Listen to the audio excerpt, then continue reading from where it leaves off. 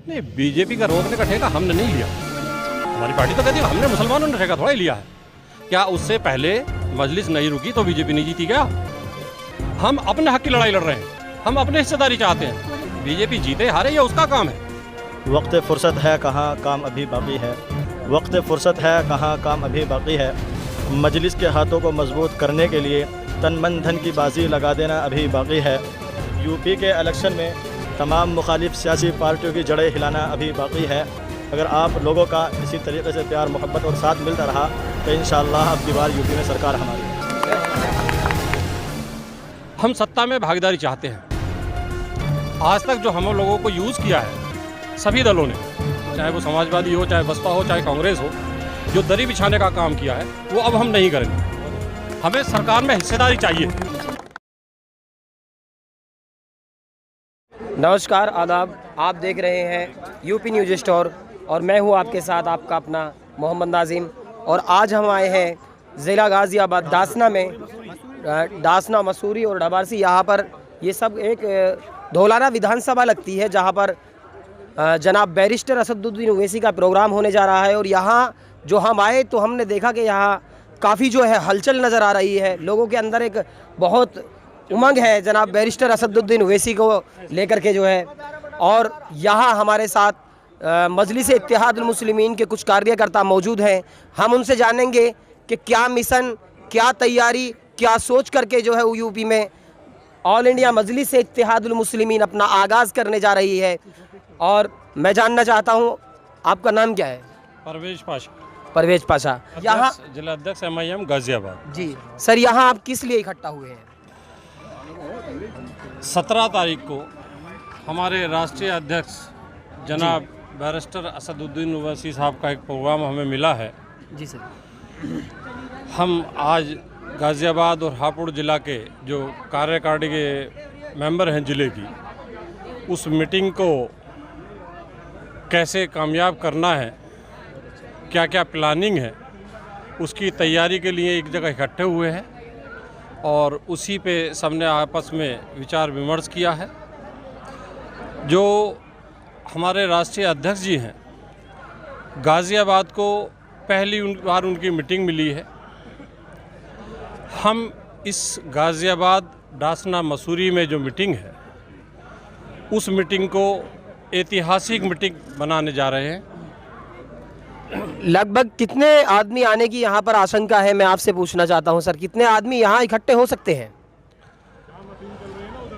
मैं आपको ये बताना चाहता हूँ, बैरिस्टर असदुद्दीन एक ऐसा नाम है जिसके नाम के ऊपर अगर मुसलमान के घर तक मजलिस के कार्यकर्ता का पैगाम ये पहुँचता है कि ओवैसी साहब यहाँ पर तशरीफ़ ला रहे हैं, तो ऑटोमेटिकली तमाम पब्लिक, तमाम जनता जो मजलिस से प्यार करती है, असदुद्दीन ओवैसी साहब को दिल से चाहती है, अपने आप दौड़ी चली आती है। अच्छा, वो 100 सीटों का अलायंस, 100 सीटों को उन्होंने कहा है कि हम 100 सीटों पे इलेक्शन लड़ेंगे। क्या 100 सीटों पे आप सरकार बनाएंगे? हमने एक बात कही है, हमारे राष्ट्रीय अध्यक्ष जी का पैगाम है, हम सत्ता में भागीदारी चाहते हैं। आज तक जो हम लोगों को यूज़ किया है सभी दलों ने, चाहे वो समाजवादी हो, चाहे बसपा हो, चाहे कांग्रेस हो, जो दरी बिछाने का काम किया है वो अब हम नहीं करेंगे। हमें सरकार में हिस्सेदारी चाहिए। उसके लिए हम अपने विधायक जिता के लाएंगे और इंशाअल्लाह सत्ता में हमारी भागीदारी होगी, सरकार में हमारी भागीदारी होगी। लेकिन यहाँ से तो ज़्यादा कैंडिडेट जो है इस धौलाना विधानसभा पर मुस्लिम उतर रहे हैं, आपको नुकसान नहीं पहुँचाएंगे? मुस्लिम आज की डेट में अपनी लीडरशिप चाहता है और मजलिस का जो भी प्रत्याशी यहाँ उतरेगा वो इंशाअल्लाह कामयाब होगा। तो आपको खाली मुसलमानों का वोट मिलेगा, क्या आपको अदर कास्ट का भी वोट जो है आपके संपर्क में आएगा, आपके हित में आएगा? हम खाली मुस्लिम की राजनीति नहीं करते। हम दलित, पिछड़ा वर्ग, जो इस समाज से सताया हुआ और कटा हुआ वर्ग है, हम उसके हक की लड़ाई लड़ रहे हैं। हम संविधान के दायरे में रहकर जो संविधान ने अधिकार हम लोगों को, गरीब, पिछड़े, दलितों को दिए हैं, उसकी लड़ाई लड़ रहे हैं। वो सब समाज हमारे साथ है और सभी हमें वोट करेगा। लेकिन इसमें ज़्यादातर लोगों जो कहते हैं कि ये मुस्लिम पार्टी है, मुस्लिम हित की बात करती है, अक्सर लोगों में इस बात की चर्चा बनी हुई है। आपने कब देखा कि साहब ओवैसी साहब जो राष्ट्रीय अध्यक्ष हैं वो मुस्लिम्स की बात करते हैं? जब मंच पे वो बात करते हैं सभी दलित, पिछड़ा वर्ग, कमज़ोर वर्ग और जो भी इस कमज़ोर में सताए हुए लोग हैं उनकी बात करते हैं। अभी उन्होंने स्टेज से जो गुप्ता जी का मर्डर पुलिस ने किया उसे उठाया, जो किसानों का मुद्दा है उसे उठाया। क्या वो सब लेकिन आपने याद दिलाया मुझे किसानों के मुद्दे के बारे में। लखीमपुर सब लोगों ने जाने की कोशिश की, क्या आपके लीडर भी गए वहाँ पर? अभी तो लीडरशिप ने जाने ही नहीं दे रहे हैं। धारा 144 लगाई।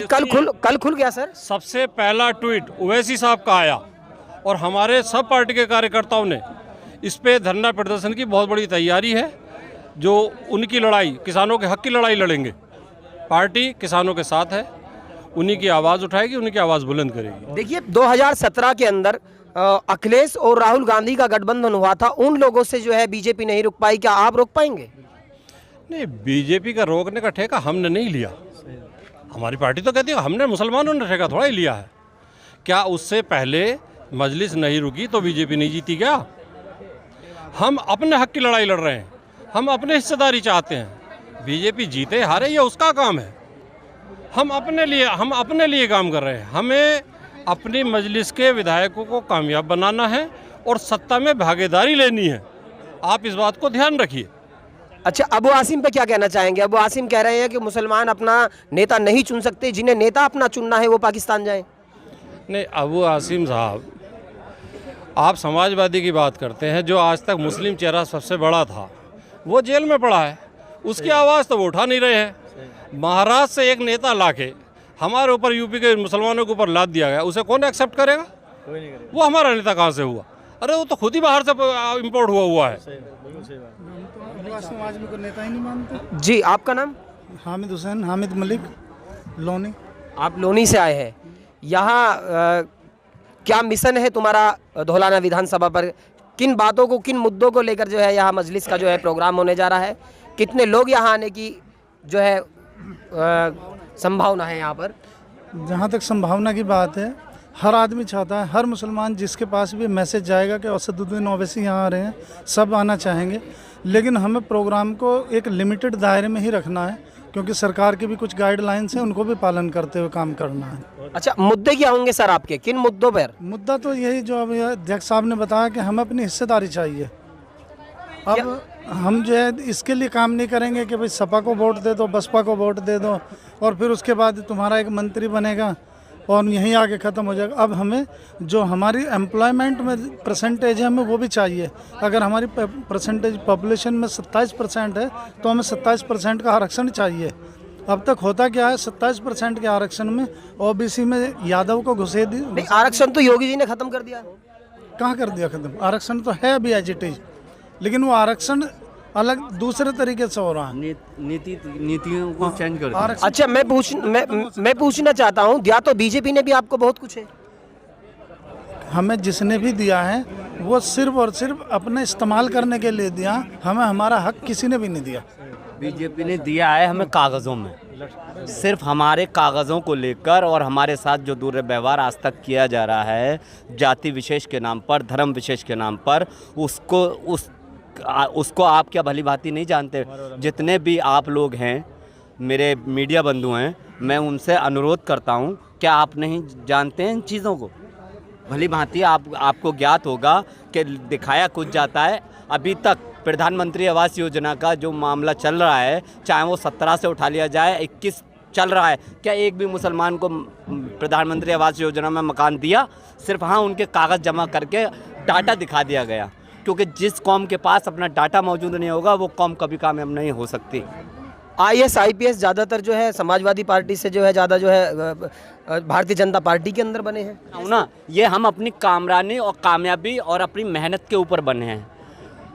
सरकार ने हमारी कोई हिमायत नहीं की, हम धर्म विशेष में हमें बांटा गया है। ओके, आपका नाम क्या है? मेरा नाम मोहम्मद साजिद है। साजिद भाई, आप क्या कहेंगे इस जो जनसभा होने जा रही है? बस ये कहेंगे मजलिस के हाथ मजबूत होएं और मुसलमानों के हक़ की आवाज़ मजलिस उठाए।